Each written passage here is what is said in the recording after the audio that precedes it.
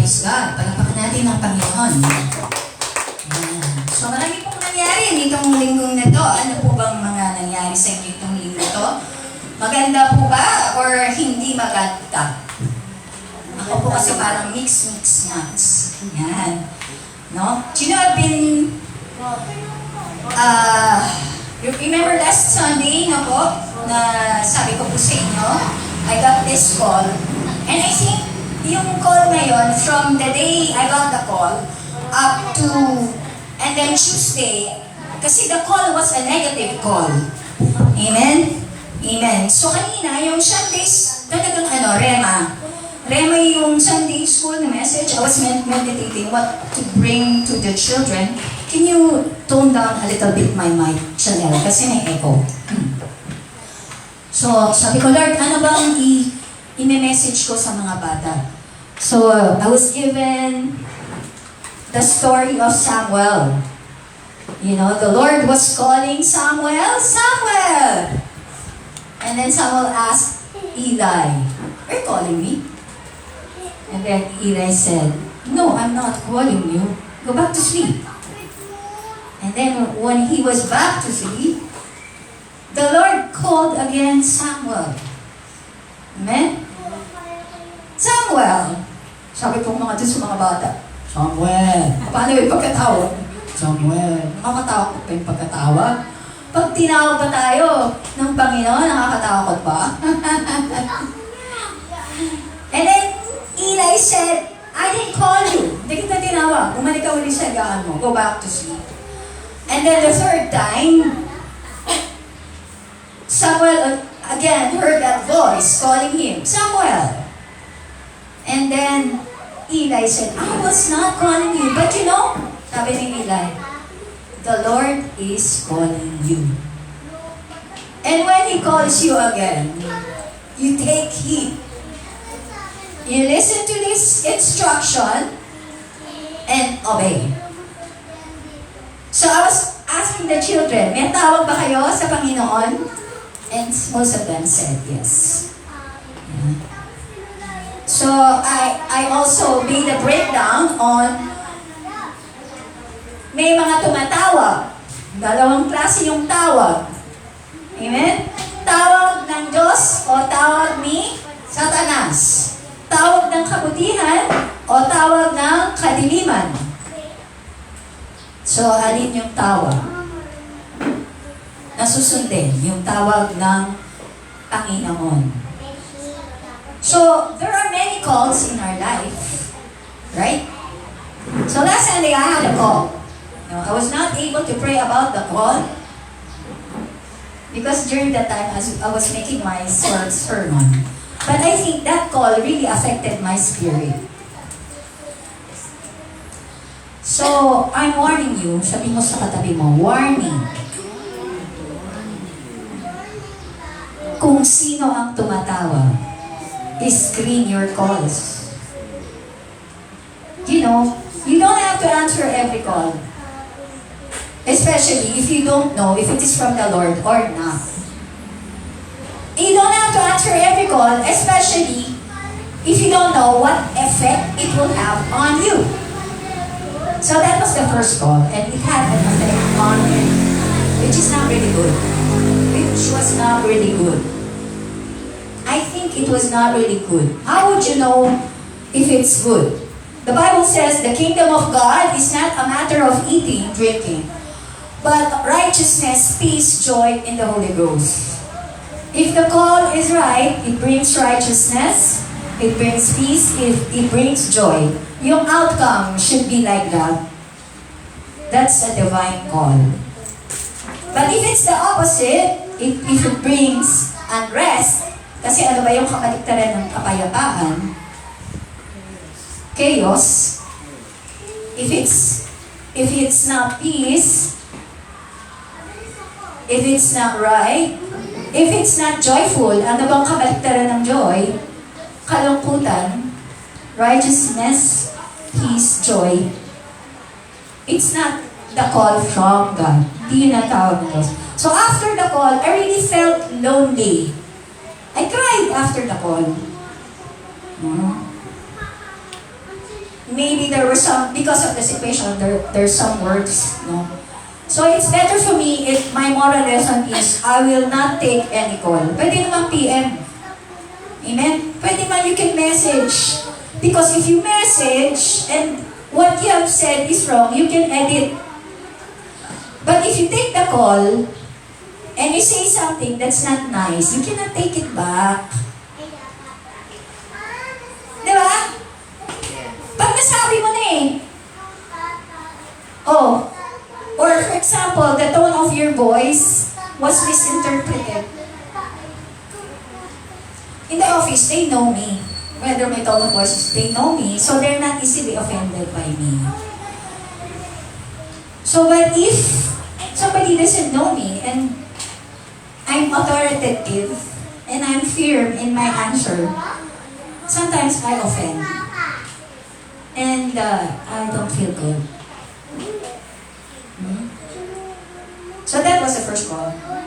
Wala to sa message ko, no? It's just that, it just dawned on me, I have to share it because the Bible story was about Samuel. Ang tinig ng Diyos. Ang tinig na narinig ni Samuel. Kasi lahat tayo may tawag.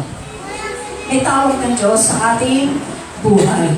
And then my next call was Tuesday. I answered the call again. Somebody died. O yun, yung somebody died, kahit message yun. That will affect your spirit. Somebody close to me died. Dinala ko yun. Hanggang sa pagpasok, Thursday night. In fact, until, basta, dinala ko yun. So, Wednesday, I was so tired. I told you, I was so tired. Sobrang tired.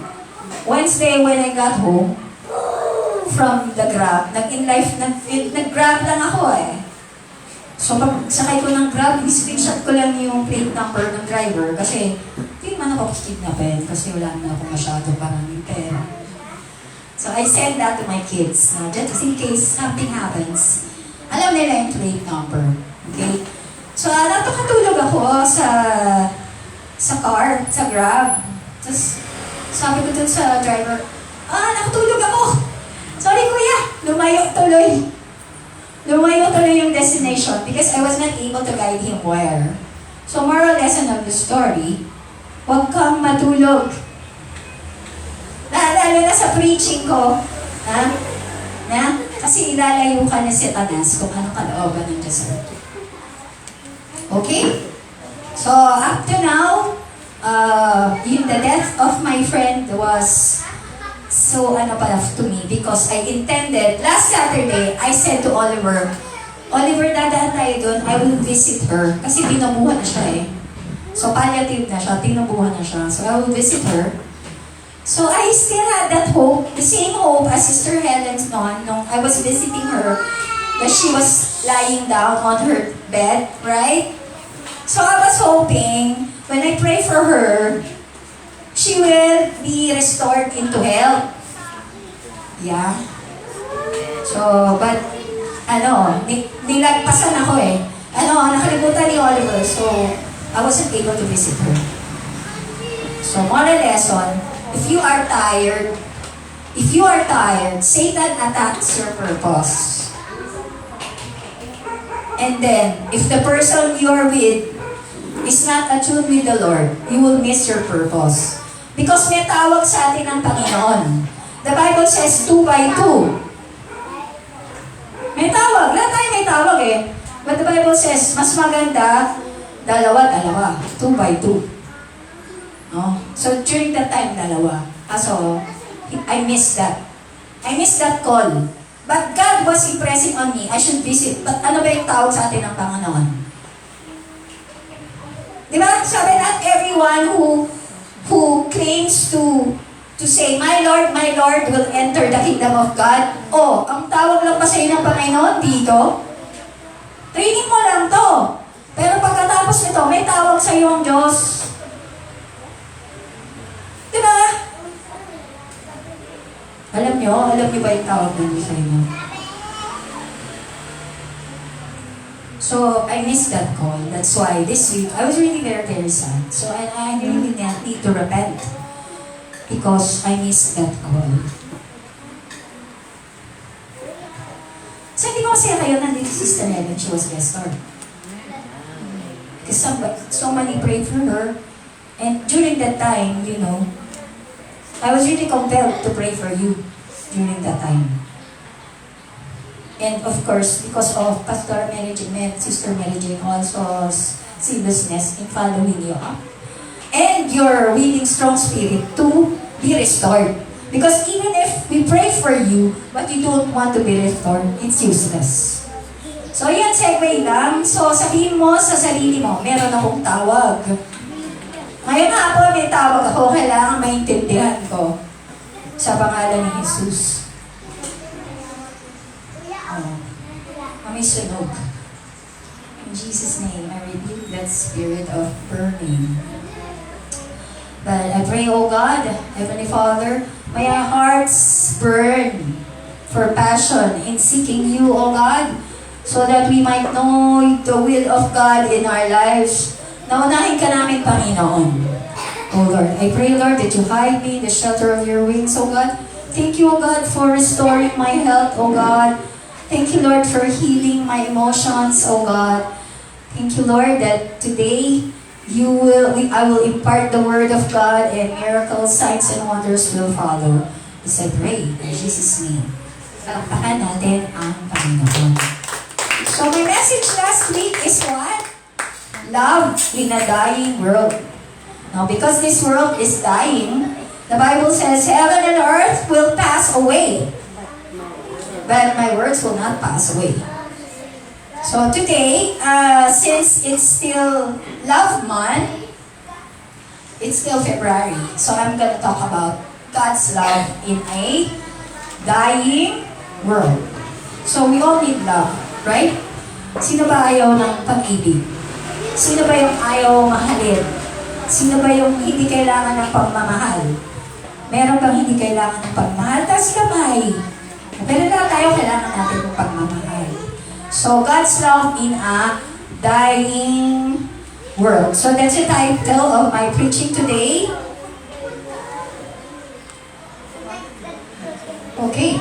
So, my next slide is the nature of love. So, last week, Pastor Curie read this passage in 1 Corinthians 13, 1 to 13. Paul's words in 1 Corinthians 13 paints a vivid picture of love. So if you want to know what the real meaning of love is, it's in 1 Corinthians 13. Sa Tagalog, 1 Corinto 13. Because the world has its own definition of love. Like, I love the shoes of Pastora Loretta. Love ba yun? Love sa shoes? Wala. I love that dog. Yun. I love that cat. Love ba yun? Is that real love? No? Sometimes people, their attention, Satan diverts or perverts the real meaning of love. Ang aso dapat tagabantay. Ngayon, ang aso binabantayan na lang. Parang naging idol na yung aso, dapat tagabantay, di ba? Ang aso, nakikita mo kasama sa mall, di ba? Naka-straw eh. Di ba? Love daw kasi nila yung mga aso nila. Is that real life? Love? So, do you want to know what love is? Want to know what love is? Yan. Yan. Do you want to know? So, the real meaning of love is in 1 Corinthians 13. So, do you want to know? So, if you want to turn your Bibles to 1 Corinthians 13, the nature of love. Paul's words in 1 Corinthians 13 paint a vivid picture of love. So let's break it down. Break it down, yo. So the first characteristic of love is patient. Makrothymia. which is meaning, sabi mo sa katabi mo, meaning, being patient is being slow to become angry. Oh, hindi magagalitin. Pasensyosa. May lola ako, pangalan niya, Pasensya. So, that is being patient. Love is being kind, which is Christos, meaning being benevolent or showing goodness. Love also is not envious. Hindi siya maiinggitin. There is no jealousy or envy behind it. Love is not boastful or perpetual. There is no pride or arrogance in it. It is not proud or it is humble. Love is not proud. Meron nang sabi, di ka ba proud? Na boyfriend mo ako?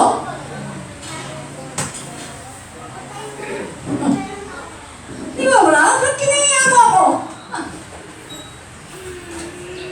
If the Bible says, love is not boastful. Hindi niya kailangan ipagmayabang. Ang Panginoon, hindi siya mapagmayabang na ginawa kayang langit at lupa. I will answer the call. Hello? I will not answer because I am preaching. Sunday, I will not work today. Okay? The Bible says, it is not self-seeking or not selfish. Ang tunay na pag-ibig, hindi makasarili. Okay? It is not easily angered, aporoxy-netai. It is not quick to wrath. Hindi siya madaling magalit. It keeps no records of wrong.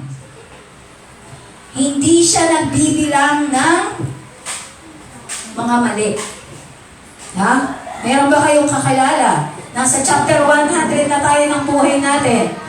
Pag nag-away, pati chapter 8, tapos na. Sinasabi pa, chapter 9, chapter 10. Teka, dali lang, chapter 100 na tayo, tapos na yun. Hindi, sinasabi ko lang, di mo na kailangan sabihin.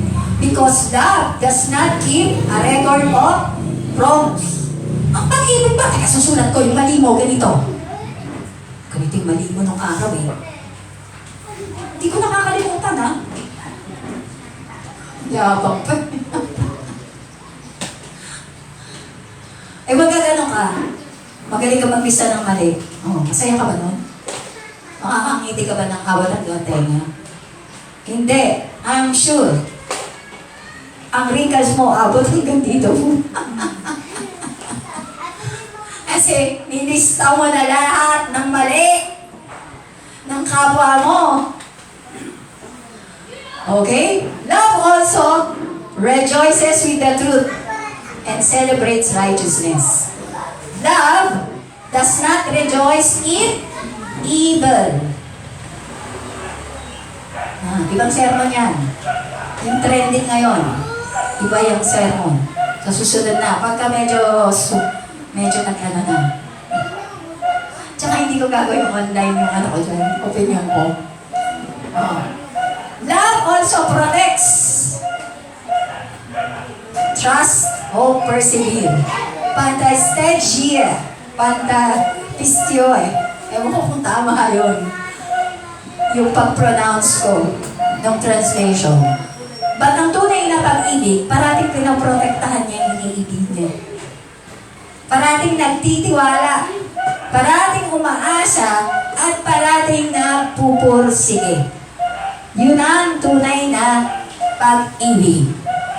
So kung gusto nyo maging love, puno ng pag-ibig, ipalit nyo lang yung pangalan nyo dun sa definition ng 1 Corinthians 13.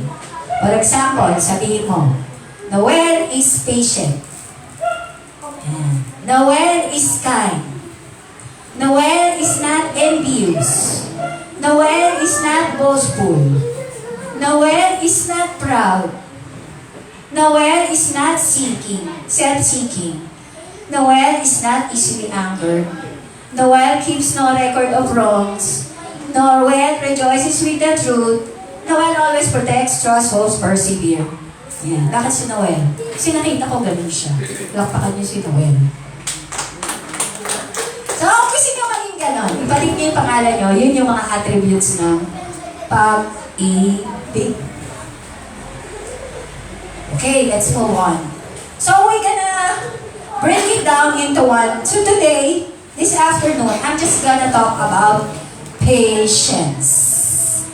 The name of my grandmother, Pasensya. And the name of my beautiful niece, Patience Genevieve. Oh. And my lola, Pasensya. Okay, it's a nice name to give your children, Patience. So patience, what is patience? Do you have patience to listen to me today? Yes. Wala sumasagot? Amen. Okay. So what is patience? Patience is a virtue that is exemplified in the life and teachings of Jesus Christ. So with the children, are you patient? Makikita daw yung kaharian ng Diyos sa inyo pagkapasensyosa kayo sa mga bata. Because the Bible says, let the little children come to Jesus. The Bible says, pag dinala niyo yan sa kapamakan, mabuti pang nagdikti na lang kayo. Pagdikti ka na lang. Kung kinakaladkad mo yan sa kasamahan. No? So patience is a virtue that is exemplified in the life of and teachings of Jesus Christ. Throughout the New Testament, Christ's patience is demonstrated in His interactions with His disciples. His response to His adversaries, His endurance through suffering, explores the various aspects of Christ's patience. So kung meron mang pasensyoso, no? Ay ang Panginoong Jesus.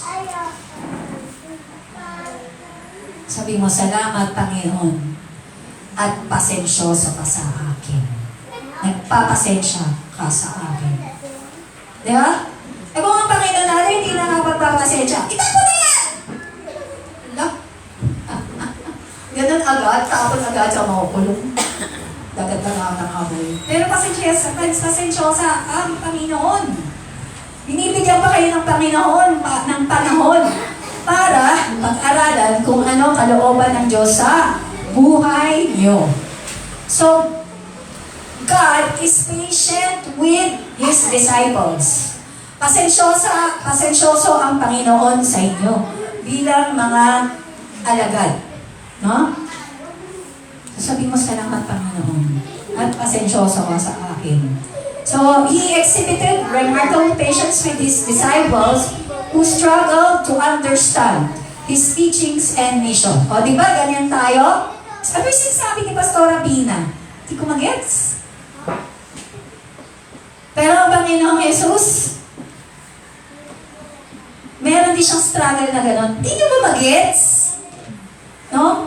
He's saying, oh, unbelieving generation! How long must I remain with you? How long must I put up with you? Sabi ng Panginoon, ano ba yan? Mga hindi nananampalataya, mga kulang sa pananampalataya, hanggang kailan ba ako magtuturo sa inyo? Sabi ng Panginoon Jesus sa mga disipulo niya. Sabi siya, tinatanong niya, hanggang kailan ba ako, Lord, magtuturo?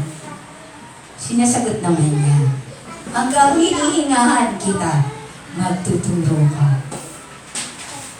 So, may hininga ka?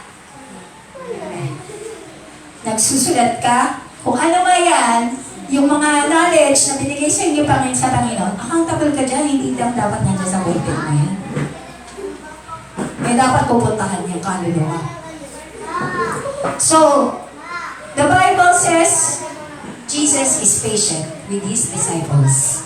Jesus is patient with us, believers in Jesus Christ.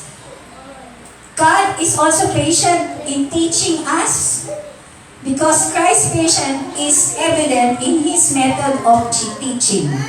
No? Mapagpasensya ang Panginoon kasi yung pagtuturo niya, hindi siya highfalutin, no? Dinadaan niya sa parabola. Para masiguro niya na ang mga mananampalataya ay magets niya yung katotohanan. Okay? So Jesus tells his disciples that I understand, naintindihan ko na may limit kayo sa pangunawa. No? Na minsan may mga distraction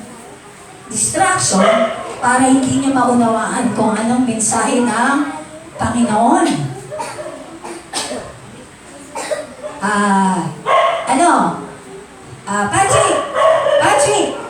Patrick, dito ka, katabi ka ni Nina Michael. Yan, dito ka upo. Yan, dito upo. Yan. Chi, tsaka birthday girl. Balik na kayo dito. Balik na kayo dito. Sa likod ang daan. Sa likod, Patrick! Balik na daan. Yan, dyan kayo. Hindi kayo magkakatabi kasi wala namang bulaklak dyan na para hindi kayo bubuyo. Magkakahiwalay. Patrick, dito ka sa harap katabi ni... Yan, dyan ka. Sino pa? Yung mga anak niya, pabalik katabi. Yan. So, tapos na kayo mag-color, dito na kayo. Okay? Kasi ayaw niyo magpahatid kanina ha? Diba? Okay, so dito muna. So, ang Panginoong Jesus ay pasensyosa. So, dapat pasensyosa rin ako. Yan. Natutuwag si Pastor Roque. Ang sabi kasi ng Panginoong Jesus, nagagets ko naman yan I understand that there is a limit to your understanding. But, the Lord is willing to wait. Hanggang sa magets nyo. No? Yan, no? Christ's patience is evident in His method of teaching. That's why He speaks in parables. Kasi kaya siya nagsasalita using parables. Kasi, bakit? Para malaman, kasi yung parable, malalim yan So, gusto niya malaman kung seryoso kayo. Na maintindihan kung ano yung kalooban niya. Kaya ang Panginoon, nagtuturo sa pamagitan ng mga parabola. Kaya nga, nung nandun yung mga Pariseo, ito yung tinuturo. Yung hindi sa Panginoon, hindi niya maiintindihan kung anong kalooban ng Diyos. Kasi dalawa nga yung tawag, di ba? Tawag ng Diyos, tsaka tawag ni Satanas. So yung mga kampo ni Satanas, yung mga anak ng demonyo, hindi nila naiintindihan kung ano yung tawag ng Diyos sa mga anak ng Diyos. So kung anak ka ng Diyos, maiintindihan mo kung ano ang pagkatawag sa'yo. Maiintindihan mo yung mga katuruan ng Panginoong Jesus. Patrick, bawat chismis, dito ka. Sa tabi ni Sister Inday, doon ka, tabi mo na yan. Doon ka. Tinatawag kita, doon ka, hindi dyan. Dito, yan. Okay. Kala mo, makakalasig ka sa akin, ha? Sanay ako dyan. Nagtuturo po ako dati na catechism sa public school. Grade 2 pa lang po ako. Opo. Hindi po pwede sa mga bata yung simbahan. Hindi po. Yan. Gagamit po kayo daddy. Ganyan. Okay. Tsaka minsan followers. Gusto mo mag-ingay? Gusto mo ba mag-ingay? Ayaw na. Sige, mag-ingay ka. Gusto mo? Sige. Okay. Very good, Patrick. So, patience in teaching. Sabi mo sa Panginoon, Lord, I pray that I will be patient in teaching when I be able to grasp all the truths you have taught me. Yan dapat ang prayer nyo. Kasi kaya kayo nag-aaral ng salita ng Diyos para maituro nyo sa iba. Para ang kaharian ng Diyos, ang kabutihan dito sa lupa ay lumaganap. Just imagine kung hindi lalaganap ang kabutihan sa lupa. Ano nalalaganap? Kadiliman, kademonyohan, kaguluhan. Gusto nyo ba yun?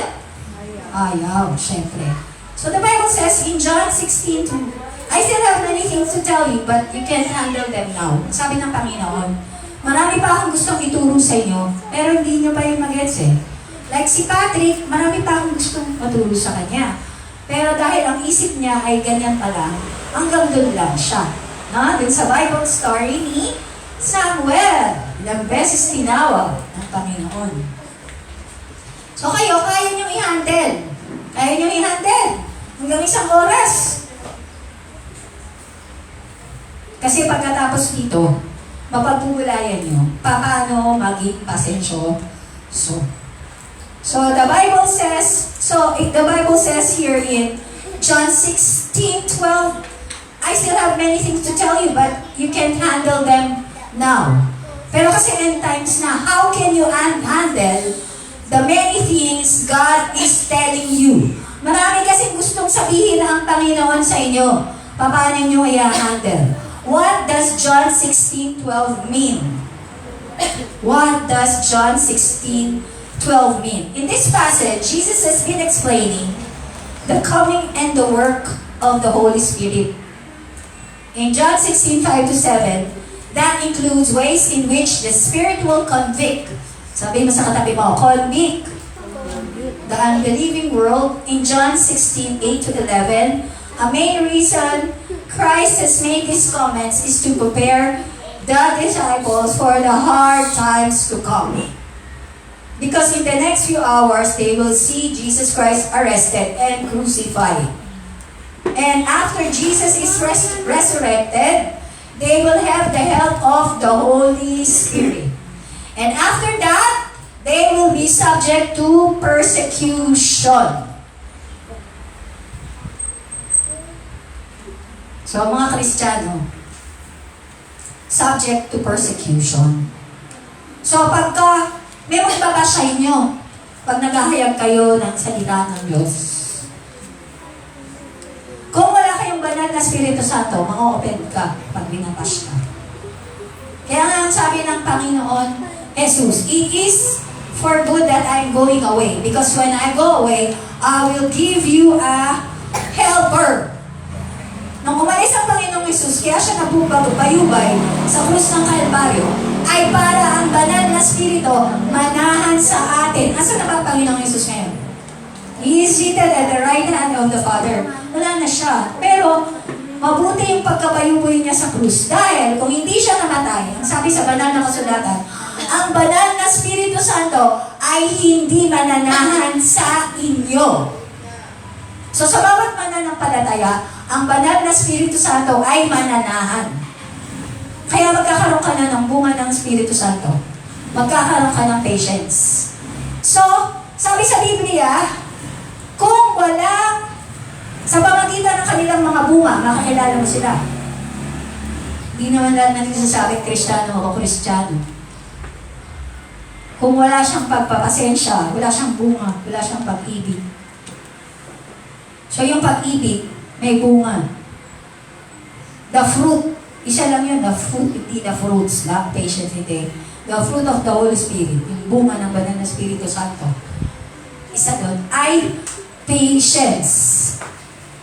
At ang sabi sa banal na salita, bibigyan daw ka ang banal na Espiritu Santo ang tutulong sa atin. In John 14:12, but the Counselor, the Holy Spirit, whom the Father will send in my name, will teach you in all things and remind you of all I said to you. So bago kayo magbabasa ng salita ng Diyos, tatawagan niyo ang Holy Spirit. Holy Spirit, gusto ko maintindihan kung anong binabasa ko sa salita ng Diyos. O kaya pag nagdadasal kayo, God the Father, God the Son, Jesus Christ, God the Holy Spirit. Kasi pag hindi kayo nagdasal, Hindi nyo tinawag ang banal na Espiritu Santo. Ibang spirit ang lalapit. Spirit of the glass. Di ba? Dami tumatawag ng mga spirito ng witchcraft. Dahil dito, maraming spirito sa sanlibutan ito. So, ang banal na Espiritu Santo, ang taga-aliw pagka mayroong patay. So, nung Tuesday, nung may tulungan sa inaliw ako ng Panginoon. Because ang Holy Spirit ang taga-aliw. The Holy Spirit is our comforter. But the comforter, which is the Holy Ghost, that's another term for Holy Spirit, whom the Father will send in my name. He will teach you all things and bring all things to your remembrance, whatsoever I have said unto you. The Holy Spirit will teach you, will comfort you. So, but if you don't read the Word of God, how would you know the will of God for your life? So, nakakalungkot, kasi dun sa vlog na yon sinasabi, talaga? Sinabi ba ni Jesus yon? Yung spelling pa niya ng Jesus is J-E-S-A-S. Ganon. Minanmak pa yung pangalan ng Jesus. Nakakakilabot. Pumunta kayo dun sa, di ba, trending ngayon yung kay Aldin Aragon? Di ba? Na binabash siya. In-persecute siya. Kasi, pinag-resign daw ni Lord sa sex bomb si Easy. Tingnan niyo yung comment doon. So may mga Christian, ganito yung comment. May mga Christian, ganito yung comment. So hindi yun yung topic ko. Sa susunod na yun, dun yun sa huli. Pag nag-die down na yung yung controversy. Pero that's one sign that if you are a Christian, and you preach the Word of God, you will be persecuted. Kaya yung iba sabihin, teka muna, huwag mo ng banatan. Ano yung banatan ng alin? Ng salita ng Diyos daw. Hindi ka naman binabatan. Sinasabi ko salita ng Diyos because the Bible says, preach the Word in season and out of season. The Holy Spirit will command you, will prompt you, ang banal na Espiritu Santo ang mag-uutos sa'yo kung ano ang sasabihin mo. So, pag hindi mo ginawa, hindi mo sinabi, may something pag hindi mo yung sinunod. Wala kang kapayapaan pagka hindi mo sinunod yung tawag ng banal na Espiritu Santo sa'yo. Amen? The Bible says, pag sinabi mo, tutulungan ka naman ng Panginoon ng banal na Espiritu Santo. Sabi mo, punta ka doon. Sabi ng Lord, Lord, ano sasabihin ko?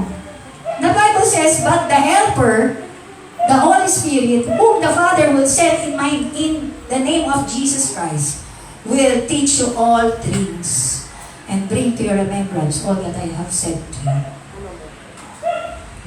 Alam niyo mga kapatid, masakit yung salita ng Diyos.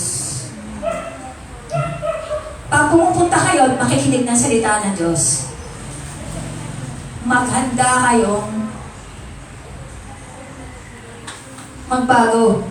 Kasi, ang salita ng Diyos parang salamin ng kaluluwa. Pag parang salamin, pag tinitingnan niyo sarili niyo sa salamin, hindi maayos. Ganon din ang salita ng Diyos.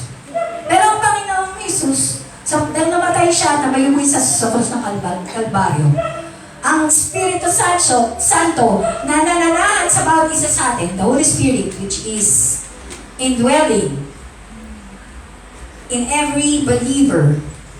Talagang believer ka, ang banal na Espiritu Santo nandiyan.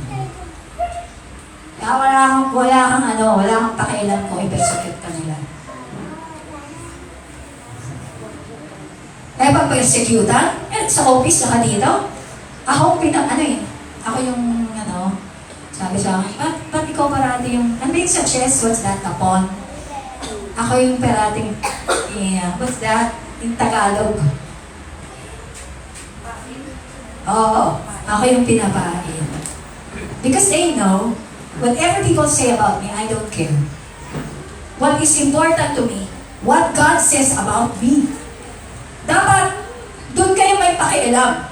Pag umarap kayo sa Panginoon, ano bang sasabihin ng Panginoon sa'yo?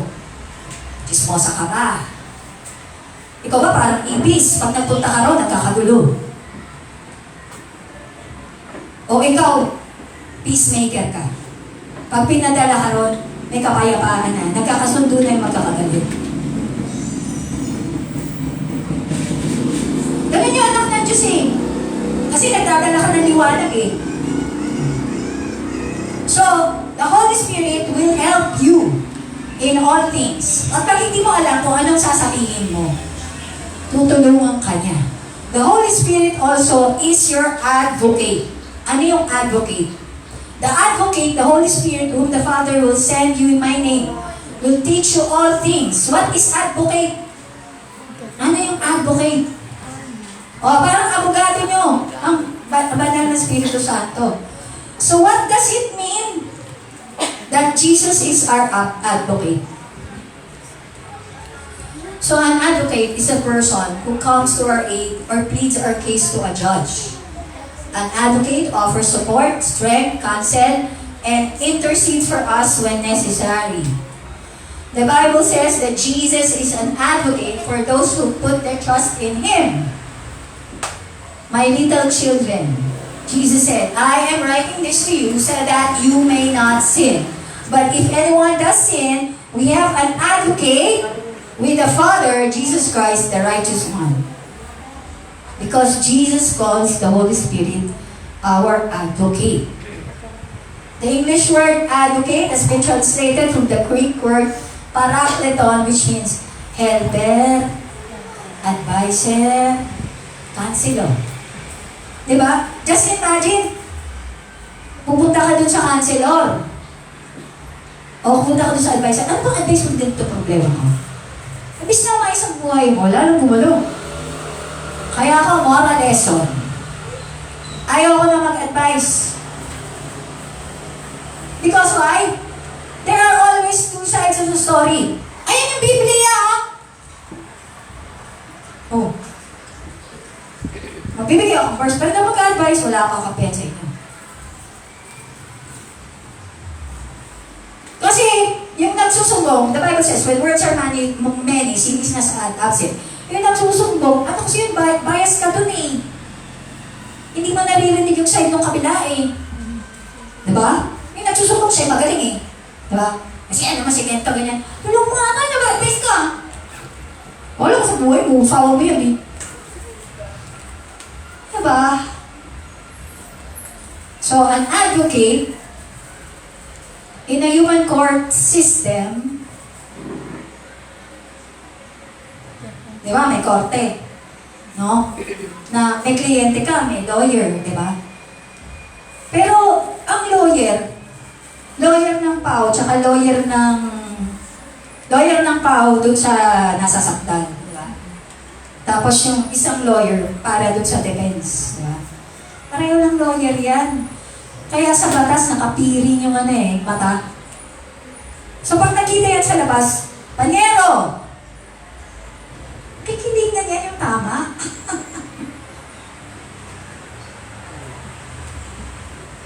So kahit magpa-abogado ka sa Panginoon, mali naman yung ginagawa mo eh. Hindi ka pa rin kakampihan.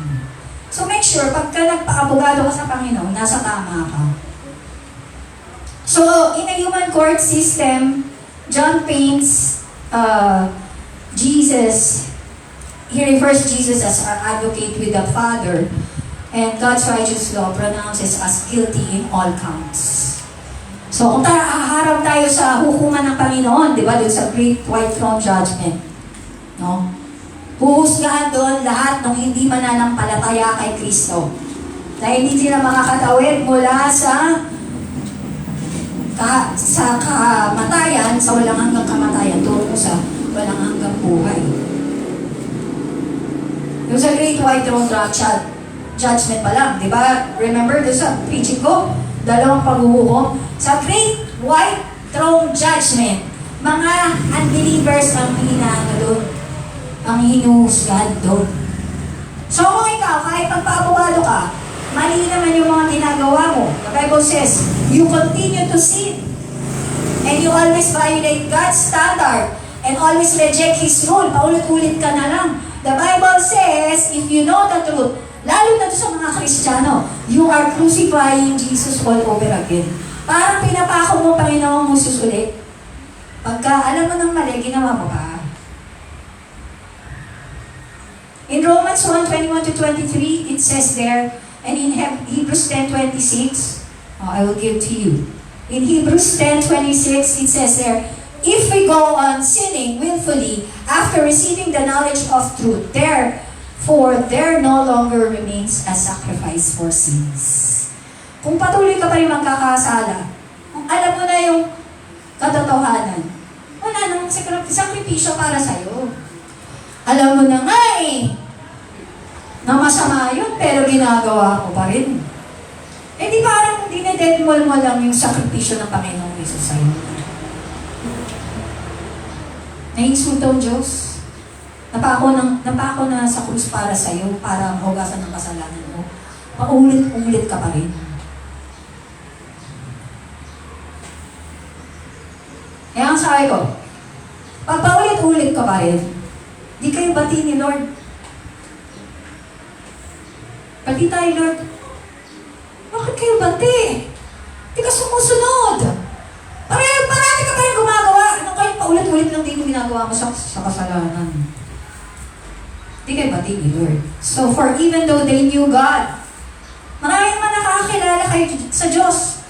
Pero hindi nga nila binibigyan ng dangal o pagpupuri sa buhay nila. Nor, the Bible says, though they know God, they don't honor Him as God or give thanks to Him, but they become futile in their speculations and their foolish heart was darkened. Yung mga okay lang yan, hindi magagalit ng Lord. Merong mga bagay na masama na hindi yung okay sa Lord. Pero sinasabi, nung ibang tumatawag, sinasabi ng mga kampo ng kadiliman, okay lang yan. Diba? Nung natukso si Adan at si Eva, sabi ni Satanas kay Eva, sabi ng ahas kay Eva, okay lang yan. Ayaw mong maging kagaya ng Diyos. So, ganyan. Ganyan yung gawa ni Satanas. Pero, purihin ng Diyos. Sabi mo sa katabi mo, purihin ng Diyos. Ang nais ng Diyos, lahat maligtas. Kasi pasensyoso ang Diyos sa inyo. God is patient with you. Not willing for anyone to be, not anyone for anyone to perish. Oh yeah. God desires all men to be saved and to come to the knowledge of truth. Ang gusto ng Panginoon, maligtas lahat at magkaroon ng karunungan tungkol sa katotohanan. Bakit ba yung mga bansang nasasakop? Kasi mangmang Pero yung mga bansang matatalino, hindi sila kayang sakupin. So, ganun din sa kaharian ng Diyos, pag mangmang kayo sa salita ng Diyos, andyan na si Satanas. Sasakupin na ang kaluluwa niyo. Pero, ang nais ng Diyos ay maligtas ka. Sabi mo sa katabi mo, nais ng Diyos, maligtas ka. So, dapat hindi ka mangmang. The Bible says, for lack of knowledge, my people will perish. Oh. Alam na yung mga pastora. So, ano yung mga knowledge para ma-perish ka? Nasa Bible. Oh. Ayun yung kontrobersya diba? Ano yung kontrobersya? Sino yung hindi makakapasok sa kaharian ng Diyos? O, basa. Basa, tulungan niyo nga ako. Do you not know? Sabi ko, tulungan niyo ako. Okay, 1, 2, 3. Don't you know that righteous will not inherit God's kingdom? Do not be deceived. No sexually immoral people, idolaters, adulterers, or anyone practicing homosexuality, no thieves, greedy people, drunkards, verbally abusive people, or swindlers will inherit God's kingdom. Sa Tagalog, alam mo ba, yung hindi matuwid ay hindi magmamana ng kaharian ng Diyos. Huwag kang mangmang. Huwag kang magpalinlang kay Satanas. Walang sexually immoral. walang sumasamba sa Diyos-Diyosan, walang mga kalunya, walang bakla, tomboy, LGBT, walang magnanakaw, walang sakim, swabang sa kayamanan, lasinggero, abuso sa pananalisa, mga nagmumura, or yung mga nambubudol. Lahat yun, hindi makakapasok sa kaluwalhatian ng Diyos. Ako ba nagsabi niyan? Ako ba nagsulat niyan? O, basahin niyo, nasa unang Korintyo, 6, 9, 10. So yan, pagka-preach niyo yan, at yung mga mananampalataya, hindi pa nila yan nababasa, ang sasabihin sa'yo, ganyan ka, judgmental ka, mga kapatid. Ayaw ng Panginoon, husgahan kayo. Mas mapaganda, dito na kayo magpahusga. Sa lupa, buhay ka na. Para makatawid ka doon sa kaharian ng Diyos. Kaysa malagpasan ka. Maiwan ka rito. At pagdating ng araw, itapon ka sa dagat-dagatang apoy. Walang tutulong sa'yo doon. May paghuhukom ang Diyos. Do you know why I started my preaching in 7 judgments? So nakakalungkot. Nung nakita ko yung thread na yun, tingnan niyo yung comments. Sobrang daming mockers doon. Pero siya, nag-preach lang siya. Nag-preach eh.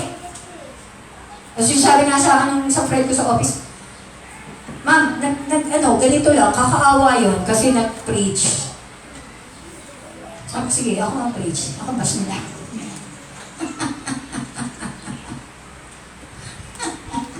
Tawanan ko sila. Ako preach. Ang preach siya kasi manner daw. His manner of saying. Alam mo, kahit na anong manner of saying mo, if the receiver is not open to receive, hindi niya itatanggapin. Kasi hindi niya basa sa salita ng Diyos eh. Tsaka his mind is set on doing evil. Yung puso kasi, yun yung dapat inaayos. Kaya nga araw ng mga puso eh. Kung ang puso mo hindi nakaprepara para tanggapin kung ano banal na kalooban ng Diyos sa'yo, kahit ano pang sabihin sa'yo, ibig mo sabihin, sabi ko. Yung pagnanakaw, yung mga magnanakaw, hindi makakapasok sa karya ng Diyos. Ibig mo sabihin, pag nagdako sa bahay ko, sasabihin, ay, magnanakaw. Ito muna magnakaw ngayon, ha? Bukas na. Pwede ba yun? Yung siyempre, sabi mo, huwag mo pa kayo naman yan, di yan sa'yo eh. O kaya, tatawag ka na ng polis. Diba? O kaya inaaway na yung asawa mo eh. O kaya inaagaw na yung asawa mo, sabi, sige, pahiram ko muna yung asawa ko. Ano nangyari kay Hagar? Diba? Ipinahiram yung mattress niya, haggard siya. Diba? Pinangako ng Panginoon kay Abraham, magkakaroon ka ng anak. Kay Sarah, kahit matanda na siya, kasing tanda na siya ni Pastora Loretta, o baka mas matanda pa. 70 plus lang siya Pastora Loretta eh. Si Sarah, anong ilang taon nun? 90! Tumawa siya. Sabi ng Panginoon sa kanya, sabi ng Panginoon kay Abraham, magkakanak pa rin si Sarah. Sabi ni Abraham kay Sarah, Sweetheart, Sarah, mamahanak pa, hindi tayo nag-learn ng anak. Tawag si Sarah doon, nandun sa isang suha. Hindi ka ba anak natin ako? Kala niyo hindi nakikita ng Panginoon pag kinukutsa ng Panginoon? Anong sabi ng Panginoon kay Abraham? Tinawanan ako ng asawa mo?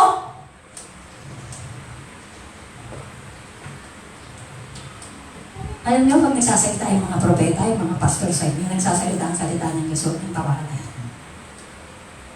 Kasi ang tinatawanan niyo, hindi kami. Ang Panginoon. So siya na nag-preach siya, di ba na-commission niya eh? Kung bakit? Sabi niya kasi, sexually immoral. Ano bang definition ng sexual immorality?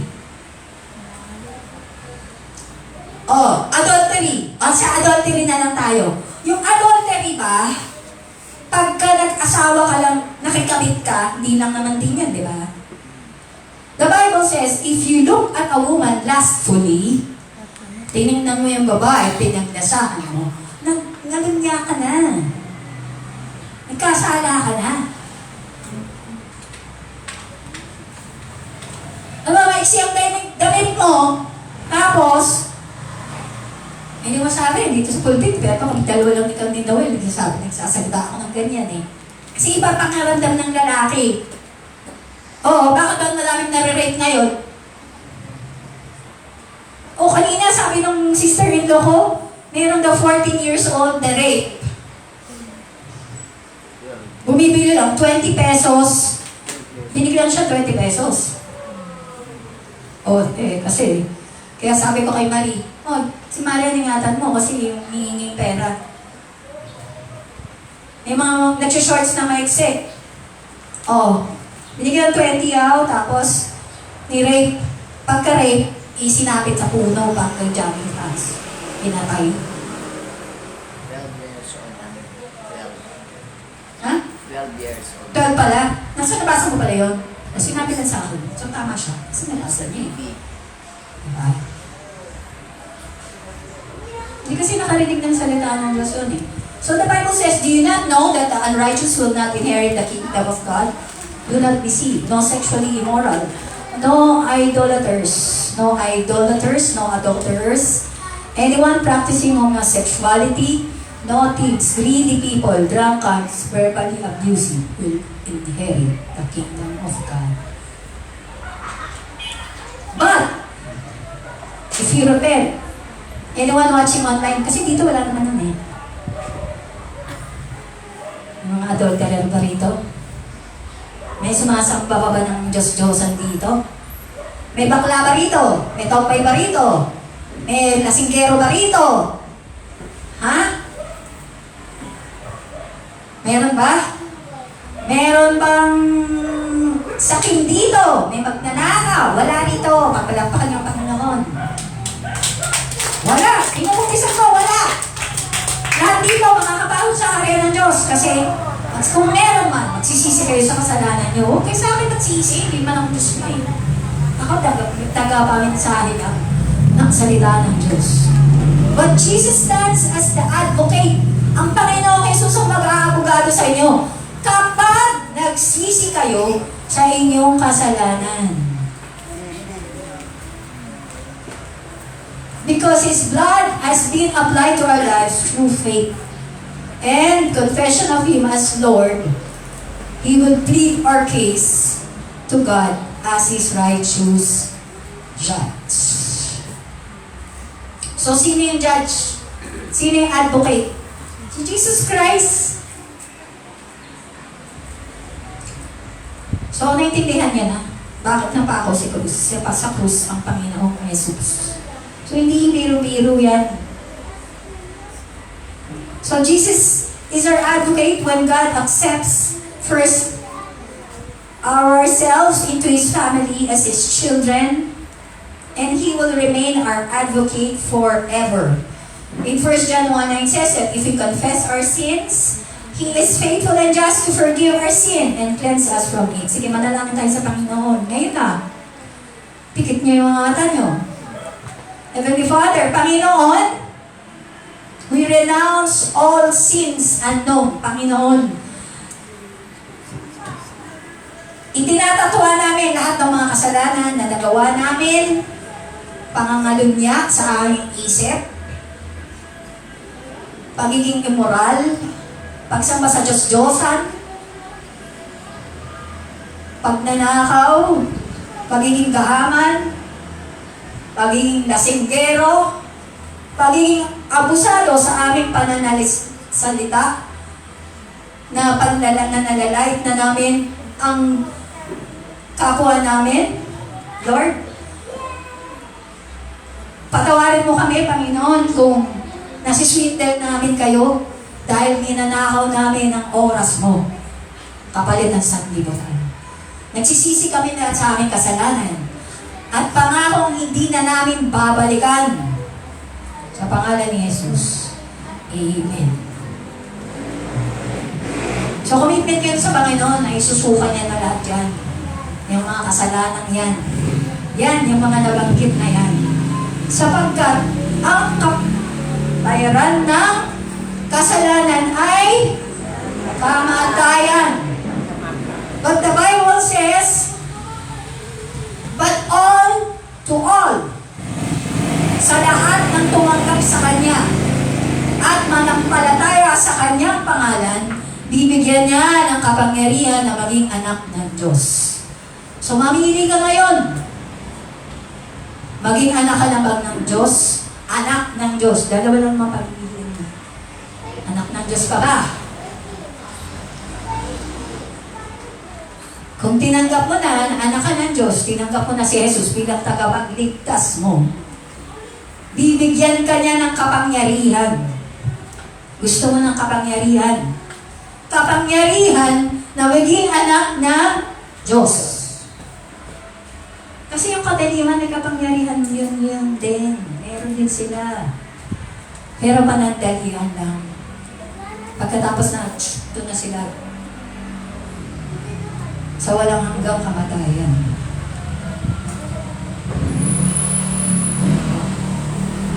Okay? So, ano pa yung patience? Ang Panginoong Jesus ay pasensyosa sa mga kaaway niya. Jesus is patient, extending His interactions with those opposed to Him. Jesus responds with calmness and wisdom. In Matthew 22:15-22, when the Pharisees attempt to trap Him, in a quiet question about paying taxes to Caesar, Jesus patiently answers, render to Caesar what is Caesar, and render to God what is God. So, pasensyoso ang Panginoon sa mga kaaway. So, sa mga kaaway nyo, dapat pasensyoso kayo. Doon sa mga kalaban ng Diyos, dapat may pagpapasensya kayo at pagpapakumbaba. Huwag niyong ngayayabang na Kristiyano kayo doon sa mga hindi mananampalataya. Because you cannot win them to the Lord. The Bible says, walk in love and walk by the Spirit.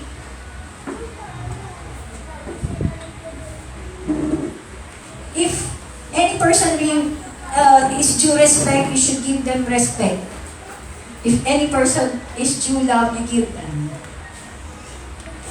So, dun sa hindi mananampalataya, sabi na naman ayos. Mas maganda kasi pag sinasagot nyo, ito brother, kasi ito po ang sabi ng salita ng Diyos. Ipakita niyo yung Biblia, pabasa niyo sa kanya. Kasi ganun ako nun nung may naghayag sa akin. Kaya dapat alam niyo yung verse. So pag hindi niyo alam yung verse, makikipagdebatehan lang kayo. Di walang katapusan. Walang katapusan. Remember, the Bible says, do not engage in endless debates because they only lead to quarrel. So, the best way to lead them is to love them. Because the Bible says, let no debt remain outstanding except the debt to love one another. And so while you're praying for them, because they are still God's enemies, you have to be patient in suffering. Meron pong suffering.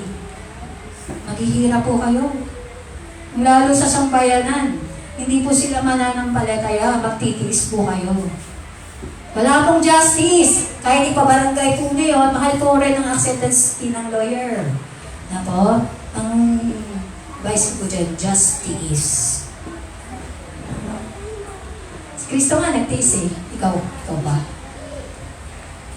So the ultimate demonstration of Christ's patience is seen in His suffering and crucifixion. Jesus endured immense physical pain and emotional pain without complaint or retaliation. In 1 Peter 2:23, it is written, when they abused Him, He did not retaliate. Nung inabuso ang Panginoong Jesus, hindi siya umatras. Hindi siya umatras. Nung trineten siya, hindi siya nagalit. Tayo. Huwag mo akong duduruin, ha? Ka? So, let us be patient in God's plan for us. Because Jesus' entire life was marked by patience as He waited for God's redemptive plan for all of us. Hebrews 12:2 says, believe in Jesus because He is the author and perfecter of our faith, who for the joy set before Him endured the cross, scorning shame. His patience was rooted in His trust in God's timing and purpose. So what does the Bible tell about patience? The true test of patience is when our rights are violated. Paano susubukan ang pasensya mo? Nakat ka sa traffic! Oh, nakutsinta! Ang tamintan! Ayaw namang baba yung bintana. Diba? Nagmamatapang. Oh, sabang binaba naman yung bintana, ng puto kong tsinta, may paray pala ako, bari na sila ngayon doon. May nakalagay na, na bumper sticker, Jesus is my Lord. Nakatulong sa traffic, ng kamote, puto kong tsinta! Oh, Christian daw siya. Doon masusubukan pagka-Kristiyano mo. Natin. When we are treated unfairly. So, hindi fair yan eh. Sa office, ba't siya mas malakas sweldo? Ako ganito. Sa church, bakit siya ganon? Ako ganito. Tama. Sa bahay, mga anak, bakit si kuya o ganyan? Ba't ako hindi? Oh. Some people think they have a right to get upset in the face of irritations and trials. But sometimes these are just tests. Pagsubok. Nasubukan ka ng Panginoon. Kung hanggang saan ang pasensya mo. So, but the fruit of the Holy Spirit is love, joy, peace, long-suffering, gentleness, goodness, faith, meekness, temperance. So, yung patience dito is long-suffering. Tama ba, Pastora? Pag pasensyosa ka, matiisin ka, no?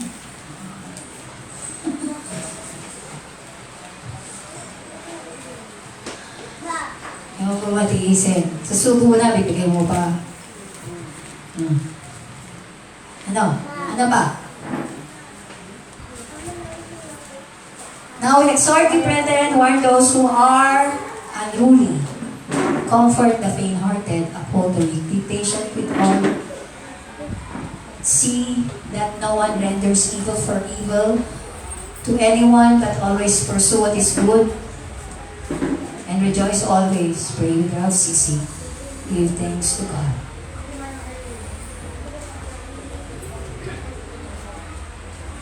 Okay? So I think that's about it. Because if you long suffer and you're patient, you know that you're being tested, and the testing of your faith develops perseverance and character. Diba? Matag-iisin yan. Bakit ba may divorce? Sila magmante, sorry. Yung isa hindi makapagtiis. Palitan ko na yung asawa ko. Hindi ko matiis eh. So papalit na asawa number 2. Pagdali yung asawa number 2, ay na kay Aida. Si Lorna naman. Si Lorna, ganun din, hindi rin niya matiis. Si Pe naman. Ang dami ng anak, iba-iba, kay Aida, kay Lorna, si Peo, mag-amas pa buhay. Labing anak. May kumupkup pa sa kanya? Wala. So wait quietly for the Lord and be patient until He comes. Do not fret over the man who prospers because of his evil schemes. Huwag kayong maingkit dun sa mga malalaki kurakot dun sa blood control. Kasi sabi sa Biblia, may pag-uusap ng Panginoon dun sa mga yun. So, be patient, brothers and sisters, until the Lord's coming. See how the farmer waits for the land to yield its valuable crop. You must stand firm and be patient because the Lord is coming soon. The Lord is good, and those who wait for Him, to the soul who seeks Him, mabuti siya doon sa mga naghahanap sa Kanya. Doon sa mga naghahanap sa Kanya, masusumpungan niya siya. Alam niyo ba, akala ko ng Martes katapusan ko niya. Matong ba kaya ako? Mama yung ganito dito. Hindi pa pala katapusan. Sabi ni Lord, magpipitch pa ako rito eh. Sabi ng Lord, mas mahirap nga nang maliit ka eh. Ngayon pa kaya? So sabi ng anak ko, sobrang ka kasi sa pagod. Pagod yan eh, mami. Sabi ng Lord sa akin, hindi yan pagod. Kasi naatake ka ng kaaway.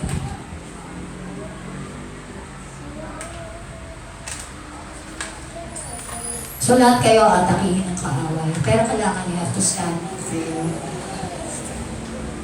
and wait patiently for the Lord.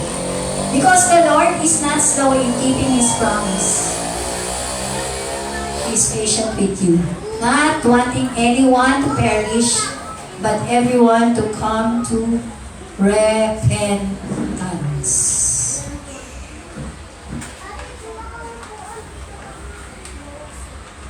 So fix your eyes on Jesus, the author and perfecter of our faith. So hanggang hindi pa kayo bagong nilalang kay Kristo, marami pa kayong kakainin salita ng Diyos.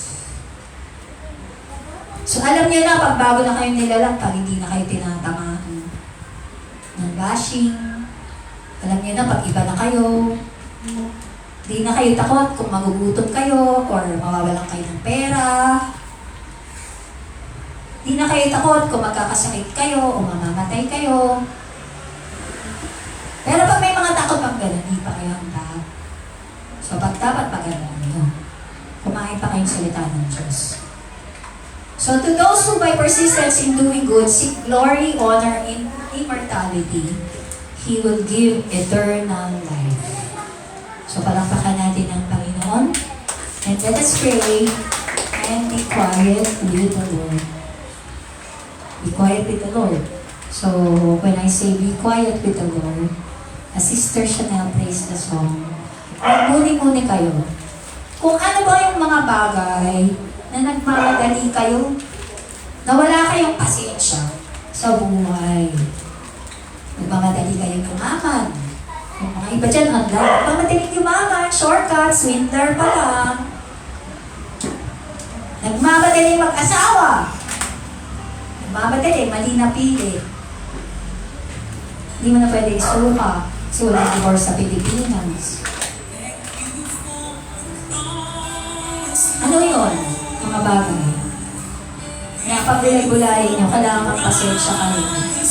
Yung mga ugali natin, pagpapasensya sa kapwa natin, yung mga hindi pa nakakakilala sa Panginoon, sa sambayan na lang natin, ano yung mga pagpapasensya dapat gawin?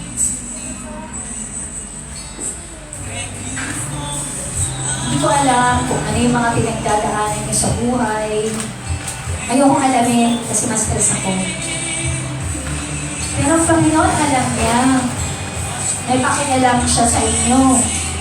Alam niya kung ilan ang buhok niyo. Alam niya kung anong nalalaman ng puso niyo. Alam niyo kung kailangan niyo ng pera. Alam niya. Naghihirap kayo.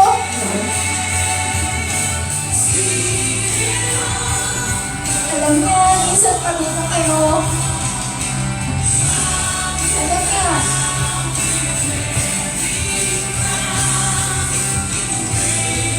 Sabi sa salita ng Diyos, for nothing is hidden in God's sight. Everything is laid there before Him. Walang natatago sa harapan ng Diyos. ko kayo kilala. Hindi ko alam kung bakit kayo nandito.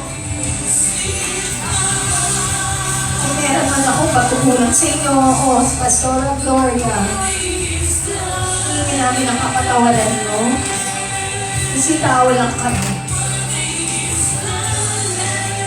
Pero ang puso namin ay dapat maglingkod sa Panginoon. Because I have realized that at this age, my age, 61, I was born to preach the Word of God. Somebody might like me when I preach it, but I have to preach it because I care for them. I don't want them to perish. Hindi ko sila naliligtas. Hindi ko kayo kaya iligtas. Don't get me wrong. Ang Panginoon lang ang kayang magligtas sa inyo. Hindi ko kaya ibigay yung pera na kailangan nyo. Ang Panginoon lang ang may kailangan nyo. Ang may kayang gawin yun sa buhay nyo.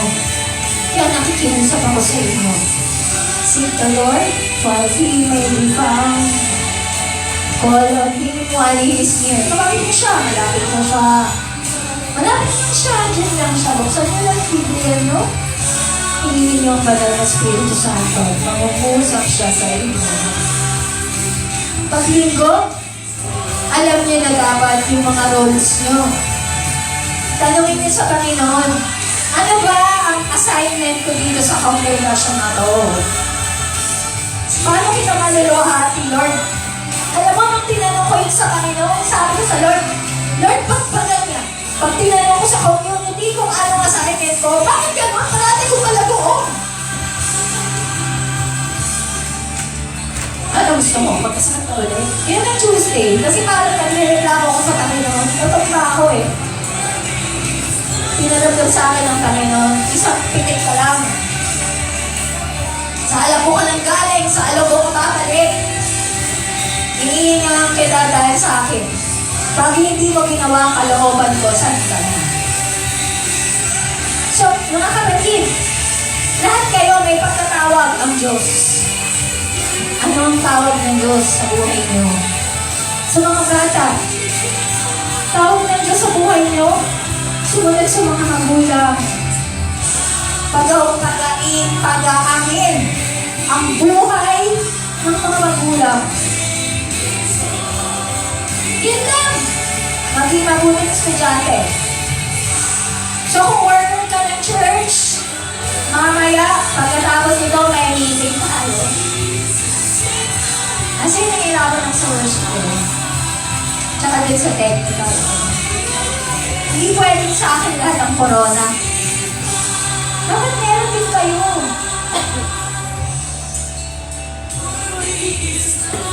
Amen? So let's all stand up and sing. Worthy is the Lamb. Taas natin ang Panginoon. Because worthy is the Lamb. Kordero ng Diyos na nag-aalis ng kasalanan ng sanlibutan, Panginoon. Kinukupisan namin sa iyo ang aming mga kasalanan, Panginoon. Alam mo yun.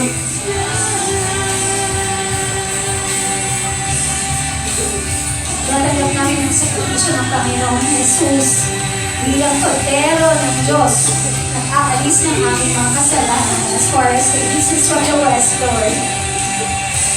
You said in your word, if we confess our sins, you're faithful and just to cleanse us of all unrighteousness, O Lord. I pray, Lord, that sorrow might come in the evening, but joy will come in the morning, Father God. As I lift up the family of my friend who has gone home with the Lord, I lift up the family of the bereaved family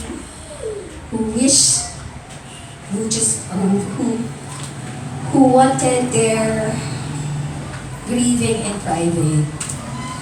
So pray for me, O God, that I can minister to your congregation, O Lord.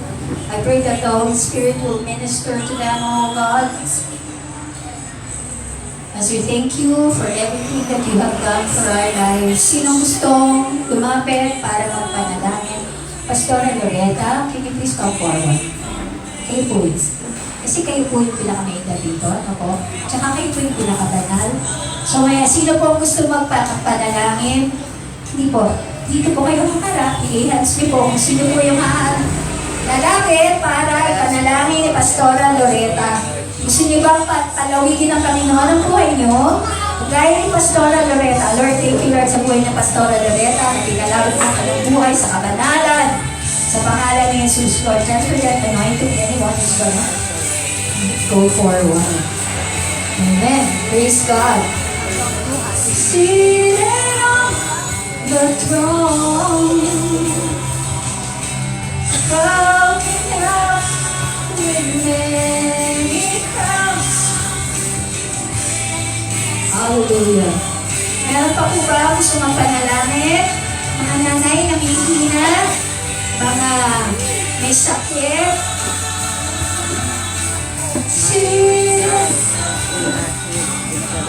Jesus, Son of God, Daughter of heaven, crucified. Worthy is the Lamb. Amen.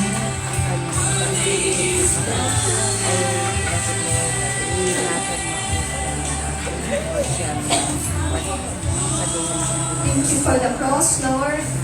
We thank you for that price that you have paid for all our sins, oh God.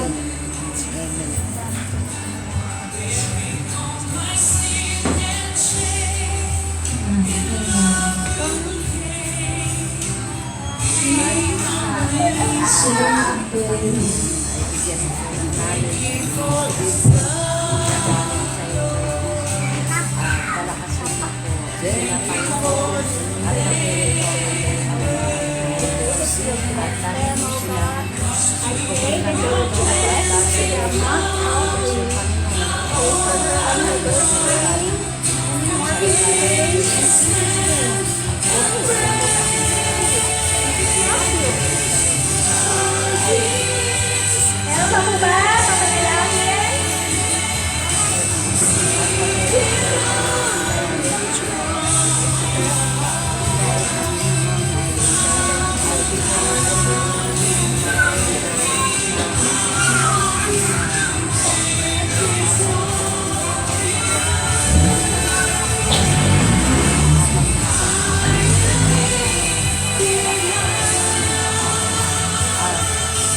Jesus, Son of God, Lord of heaven,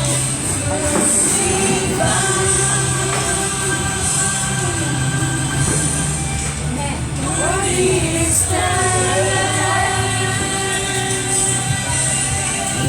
Amen. Amen. Parang po gusto lumamit. I believe po all your prayers po will be answered. Mga lumapit po, ang Panginoon po, ang Banal na Espiritu Santo ay mananahan sa inyo. You will never be the same. Amen. So the Lord is not slow in keeping His promise. As some understand slowness, He is patient with you because He does not want anyone to perish, but everyone come to repentance. So para dun sa hindi po lumapit, no? Lumapit po kayo sa Panginoon. You know, there's power in prayer. No? Meron pong kapangyarihan sa pananalangin. So, pwede bang humingi ng panalangin sa inyo? Can you all stretch your hands for me to pray for me? Yan. Sige po. Bulungan niyo po ang langit at pagpanalangin niyo po ako ng kalakasan. Palawigin pa ang aking buhay sa pangalan ni Jesus.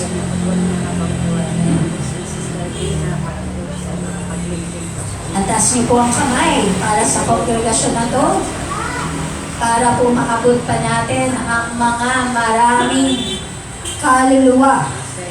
So I pray today po, I pray that the Lord will bless you and will give you back. Will give you back all the answers to your prayers. I pray that the Lord will cultivate patience in all of you, the fruit of the Holy Spirit, as you await the fulfillment of God's promises and the return of Christ. I pray that you will persevere so that after you have done the will of God, you will receive what God has promised in your life. This I pray. May the Lord bless you. May the Lord keep you.